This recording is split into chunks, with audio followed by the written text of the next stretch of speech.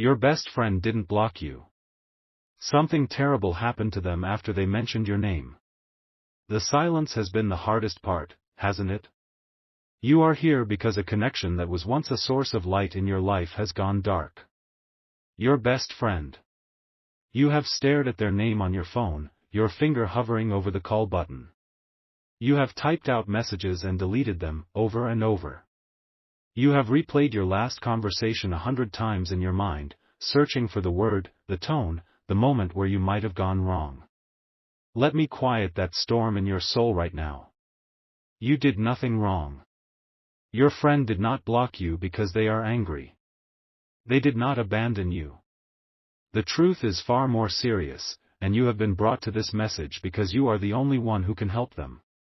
Something terrible happened to them right after the last time they mentioned your name, and it was because they were defending you, they were praising you, they were trying to bless you. That feeling you carry deep inside, that secret fear that you are a burden to the people you love, that is a lie that was planted in you, and it was planted by the same darkness that has now targeted your friend.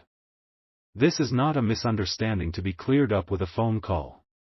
This is a spiritual battle, and the divine window to intervene on their behalf is closing. What you do between now and 3 a.m. will be a spiritual rescue mission. Your focus right now is a weapon. Do not look away. Your friend is trapped. Not in a physical sense, but in a thick, gray fog of confusion and despair. The reason they have cut off communication is that they have been spiritually drained. A darkness has attached itself to them, and it is feeding on their light. This happened because your friend was standing up for you. They were in a conversation with someone, or in a place where they spoke of your talent, your goodness, your potential. They spoke your name with power and with love, trying to open a door for you, trying to clear a path for your next great blessing.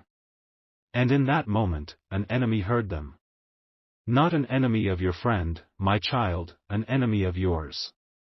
A person filled with a jealousy so deep and so corrosive that they could not stand to see you elevated.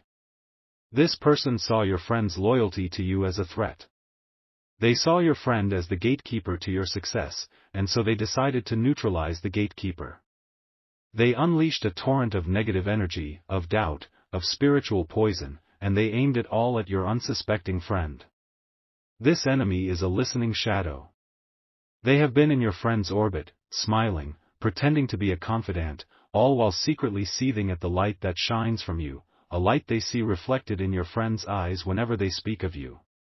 This shadow has watched your progress, your resilience, your unbreakable spirit, and they hate it. Because it reminds them of everything they are not. When your friend spoke your name with such power, it was the final straw. The listening shadow used their words, their own bitterness, to cast a curse. Not with strange rituals, but with the simple, devastating power of a poisoned tongue. They planted seeds of doubt in your friend's mind about you. They brought up old wounds. They twisted your successes into something to be suspicious of. And when that wasn't enough, they attacked your friend's own spirit, making them feel weak, tired, and suddenly, inexplicably depressed. Your friend's sudden silence is not rejection, it is a symptom of this spiritual attack. They are in a cage of sorrow and they don't even know how they got there. And the enemy's greatest victory is that they have made you believe it is your fault. They have isolated both of you with a single, vicious act. But the bond you share, the true, soul-deep connection of your friendship, is a cord of divine light. It has been stretched. It has been assaulted. But it has not been broken. That cord is your friend's only lifeline right now, and they are unconsciously holding onto it, even in their darkness. You have felt it, haven't you? The sudden pangs of worry for them at strange times of the day. The dreams you've had of them where they seem lost or sad.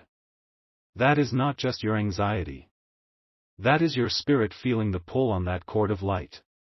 It is your friend's soul calling out to yours for help. You are the only one with the spiritual authority to enter this situation and pull them out, because the attack was centered around your name. Your name, which the enemy tried to use as a trigger for pain, is about to become the very key that sets your friend free. The reversal of this curse is not only possible, it is divinely mandated. And it begins tonight. The listening shadow believes they have won. They believe they have successfully isolated you right before your next breakthrough. They are wrong. Their pride will be their downfall, and the weapon they used against your friend is about to be turned back upon them with 10 times the force. Here is the divine instruction for your rescue mission. It is simple, but it is powerful. You must find a key. Any key that you use regularly. A house key, a car key. A key represents a locked door, a blocked passage. It is the perfect symbol for your friend's current state. Now, find a single piece of thread or string, any color. You are going to wrap this thread around the head of the key 7 times. As you wrap it, I want you to visualize the lies, the confusion, and the heavy sadness that has been wrapped around your friend's mind. With each wind of the thread, you are gathering all that negative energy into one place. This thread represents the enemy's binding. Once the key is wrapped, hold it tightly in your fist. Feel the metal, cool against your skin. This key is now a spiritual conduit, connected directly to your friend through the cord of your bond. You will now speak the words of unlocking. Say this aloud, with the authority of a child of God who is taking back what was stolen. Say, by the name that was spoken in love, this binding is now broken. By the bond we have shared, the door to your light is now open. Repeat this 3 times. With the final repetition, you will use your other hand to quickly and forcefully unwind the thread from the key. Do not be gentle. Pull it off. As that thread comes loose, the spiritual chains around your friend will shatter. You are commanded to do this before the moon reaches its highest point in the sky. Do not wait. Their freedom depends on it. Wait. Do not reach for the key and thread just yet. Pause for a moment. What I have told you is the truth, but there is a deeper layer to this spiritual warfare that I am being permitted to show you now. This is a secret for those who did not scroll away, for those whose spirits are truly in tune with this moment. The doubters have already left. You are still here because you are a warrior, and you need the full battle plan. The attack on your friend was not the primary objective. It was a diversion. Now, I need you to do something. Place your hand on your chest and feel your own heartbeat. That steady rhythm is a drumbeat of destiny. That rhythm is what the true attack is aimed at. The listening shadow is not just trying to silence your friend, they are trying to sever your connection to the very destiny that your heart is beating for. They are trying to stop you. Here is the secret within the secret, the truth that will fuel your actions with righteous fire. Your next great blessing is not just close, it is imminent. It is scheduled to arrive within the next 3 days. This is a life-altering opportunity, a door opening into a future so bright it would blind your enemies. Your friend knew about it. They were not just praising you, they were announcing your arrival. They were the herald of your coming victory. The listening shadow, with their venomous spirit, sensed this. They felt the shift in the spiritual atmosphere around you, and they launched this attack on your friend as a preemptive strike. Their goal was twofold. First, to silence the herald. Second, and more importantly, to plunge you into a state of grief, guilt, and confusion so that when your door of opportunity opens, you will be too broken and distracted to walk through it. They are trying to make you miss your own miracle.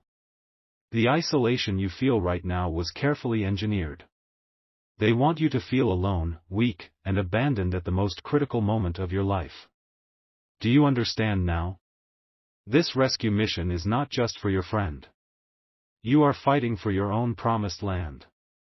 You are reclaiming the gate to your shared future. This new knowledge changes everything. The stakes are higher now, but so is your power. Because now you are not just acting out of love for your friend, you are acting with the divine authority of one who is protecting their own God-given inheritance. So when you pick up that key, you are not just holding a symbol of your friend's freedom. You are holding the key to your own next chapter. When you wrap that thread, you are not just binding the enemy's lies against your friend, you are binding the enemy's plot against your own destiny. And when you speak the words of unlocking, the heavens will hear it not just as a prayer for another, but as a declaration of war against the darkness that has tried to stand against you. Because you have stayed to receive this hidden truth, your actions will carry a double portion of power. The reversal will be explosive.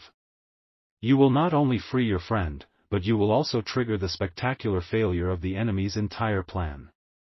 To seal this covenant, to inform the angelic hosts that you are aware of the full battle plan and are engaging the enemy on all fronts, type 2 warriors, 1 destiny, in the comments right now. This is your battle cry. Let it echo in the heavens. The evidence of your victory will be immediate and undeniable. After you have performed the ritual of the key, a profound sense of peace will wash over you. The anxiety and guilt that have been weighing you down will lift like a physical weight. That is the first sign, your own spirit being freed. The next sign will be a memory.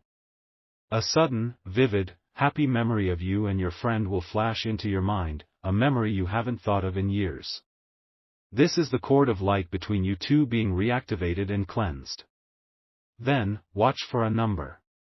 The number of years you have known your friend will appear to you in an unexpected way. You will see it on a clock, on a building, on a passing car. This is a divine confirmation, a nod from the universe that your bond has been recognized and honored. But the most powerful sign will come from your friend.